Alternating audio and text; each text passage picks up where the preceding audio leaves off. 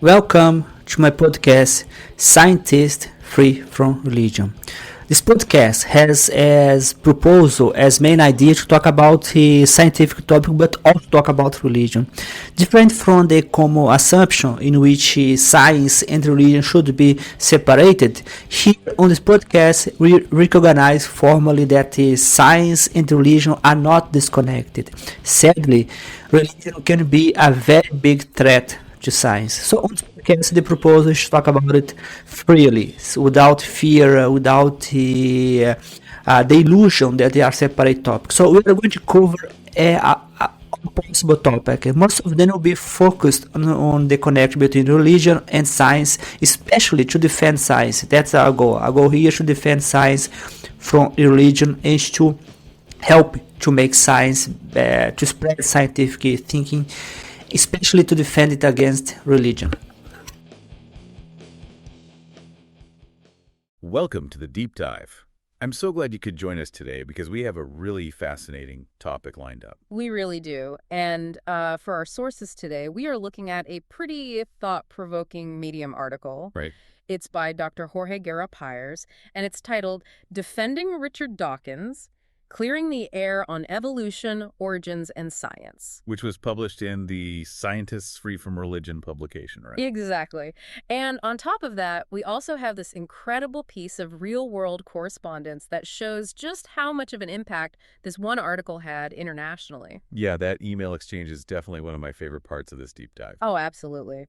But to set our mission for today, our goal is to really unpack the scientific and philosophical arguments at the heart of this major intellectual clash Pires writes about. Right. We want to separate the genuine scientific concerns from, well, the rhetorical fallacies. Yeah, and see how a really concise essay ended up getting international attention.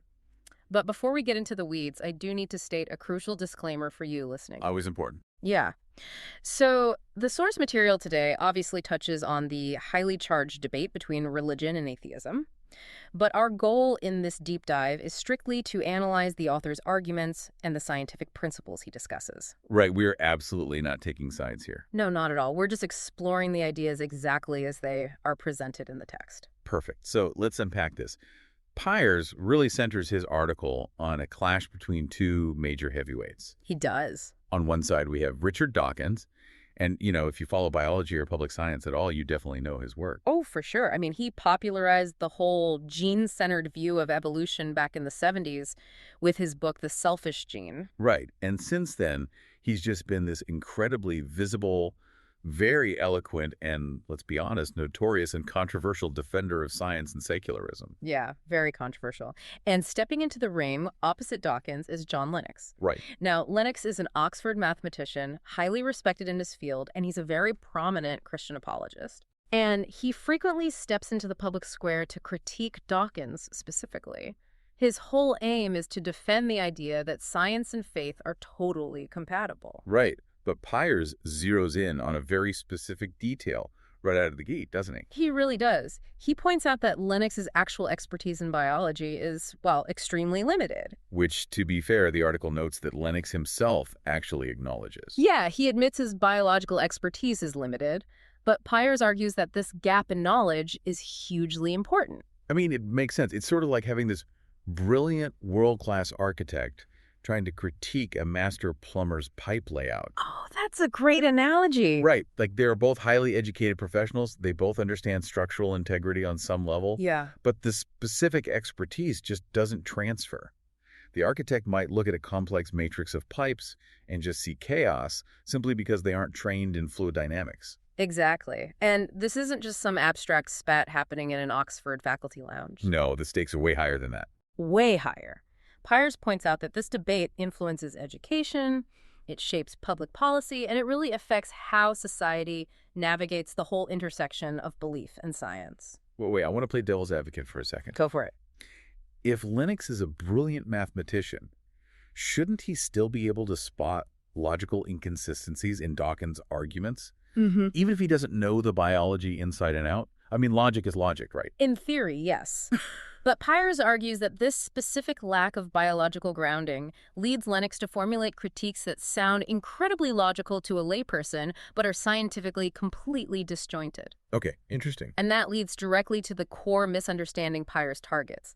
Lennox frequently attacks Dawkins by claiming Dawkins has, quote, failed to explain the origin of life. Right. And then Lennox uses that alleged failure to undermine Dawkins' entire credibility as an evolutionary biologist. Which brings us to the biggest scientific misconception the article addresses. Pyers points out that Lennox is completely conflating two entirely distinct scientific fields here: evolution and abiogenesis. Exactly. They are not the same thing. Right. So evolution is how species change over time.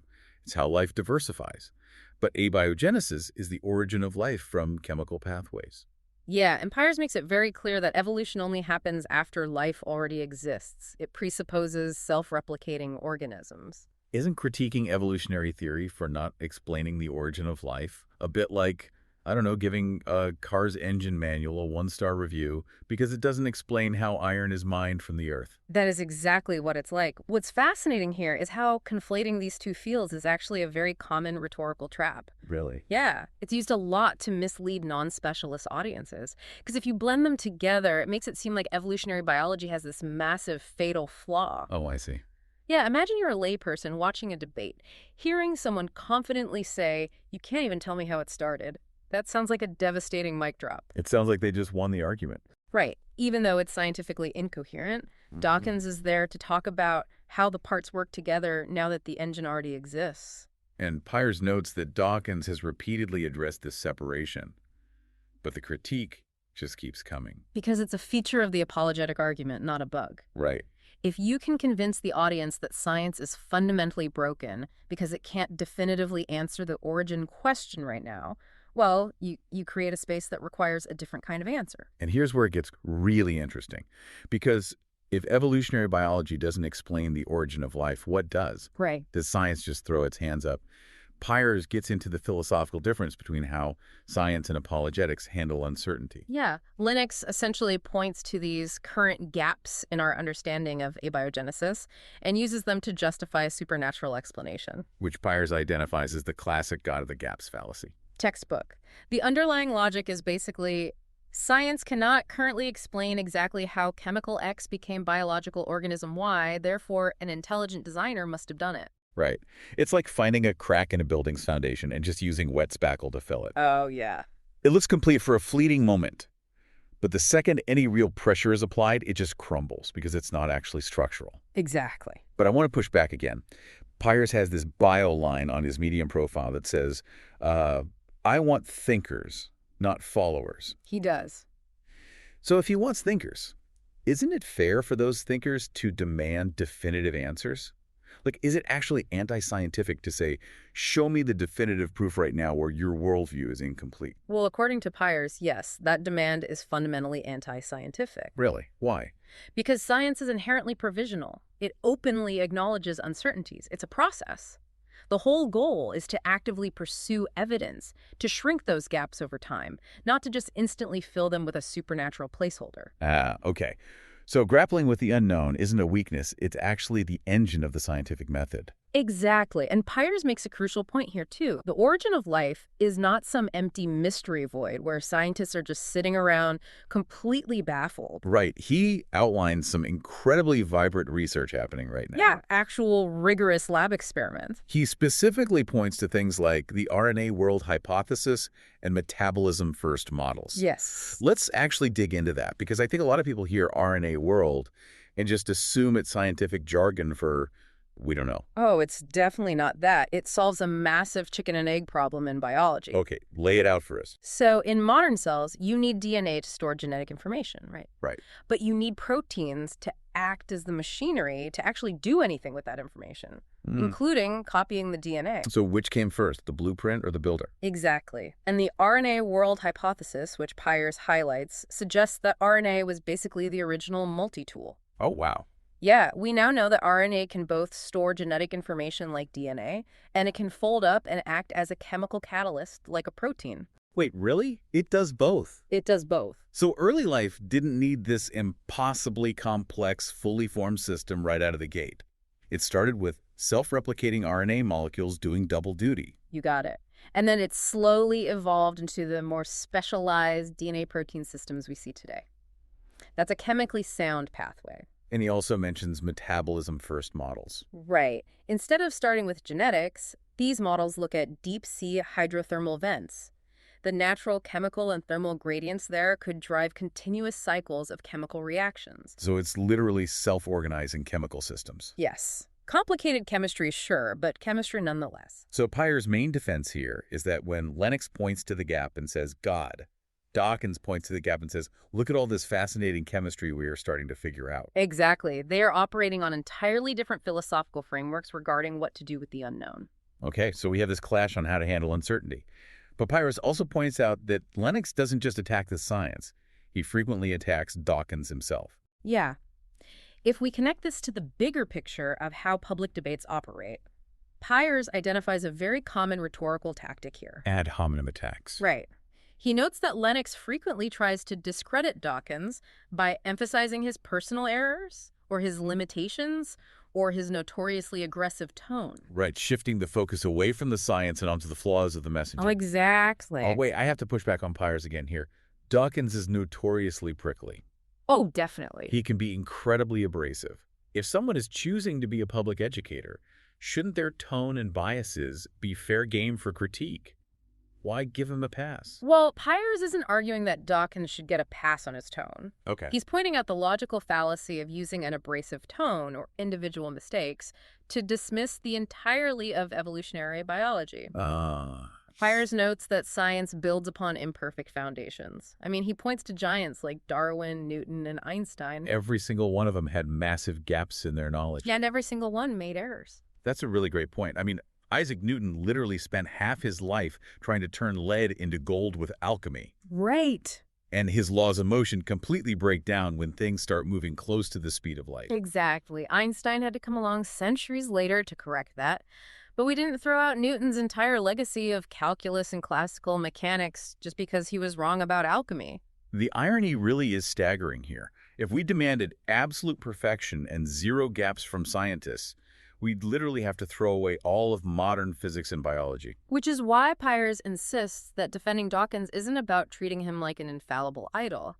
It's about upholding the integrity of rational inquiry itself. You can disagree with his rhetoric, but you can't dismiss the foundational science just because the messenger isn't perfect. Exactly. And it is precisely this clear, uncompromising defense of rational inquiry that gave Dr. Pyers' article a surprising international second life. Yes, this is honestly my favorite part of the source material. So cool. So what does this all mean? How did this specific article end up getting translated into German? Well, Dr. Pyers includes an update in his article showing this real-world impact. He was contacted directly by Jörg Elba, The head of the German branch of the Richard Dawkins Foundation, the RDF. Yes. I actually have the exact email quote right here. It's remarkably straightforward. Let's hear it. Jörg wrote, "Hello, my name is Jörg, head of the German branch of the Richard Dawkins Foundation, RDF.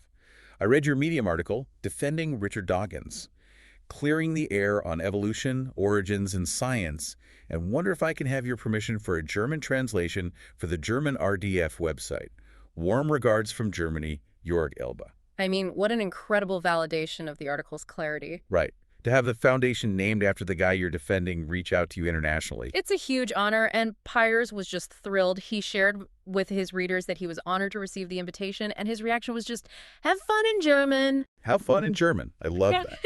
But why this article? What made this specific essay cut through all the noise on the internet so much that an international foundation wanted it?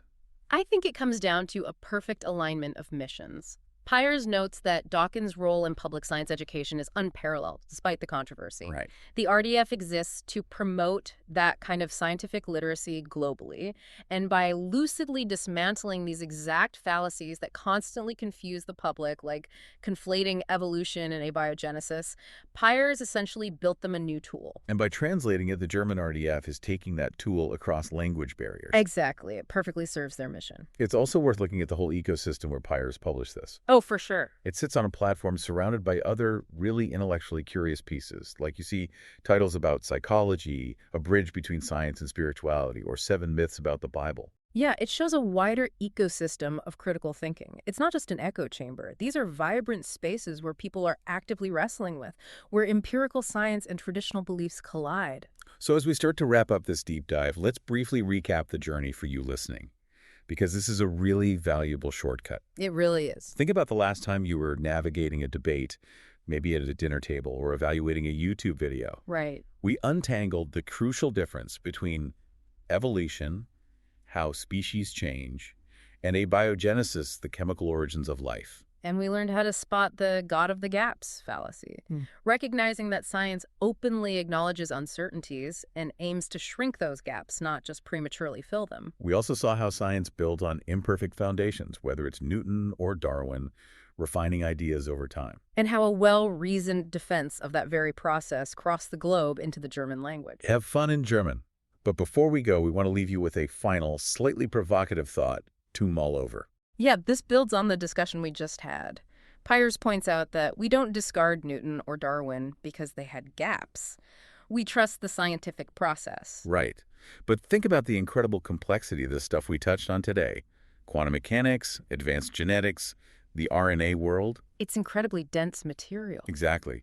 So the question is, as scientific theories become increasingly complex and hyper-specialized, will there ever be a point where the gaps are so hard to understand that the general public is essentially forced to rely on a kind of faith in the scientific process itself? It's a fascinating question. If the chemistry is so advanced that only a few thousand specialists truly grasp it, does public trust in science start to feel structurally similar to the faith Lennox is defending? It's definitely something to think about the next time you hand it a manual you don't fully understand. Just remember, don't throw away the engine instructions just because they didn't teach you how to mine the iron. Exactly. Keep asking the right questions. Thanks for joining us on this deep dive. See you next time.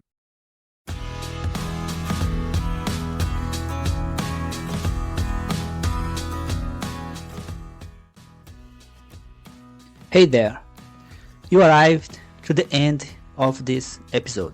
You can always check out my YouTube channel and also keep watching because there are 7 episodes. So you just if you enjoyed this one, hopefully you are going to enjoy the next one. I always like to remember that you can support my work by buying my books. Even though I still don't have a book about religion, which is the main topic of the podcast, I do have a book about artificial intelligence. And also I have a blog called Scientists Free from Religion on Medium. And there are several blog posts there, and you can enjoy it, you can read it, and you can subscribe to my YouTube channel, you can share it with your friends. So hopefully I can hear from you and hope you had an amazing time. So hope to see you in the next episode.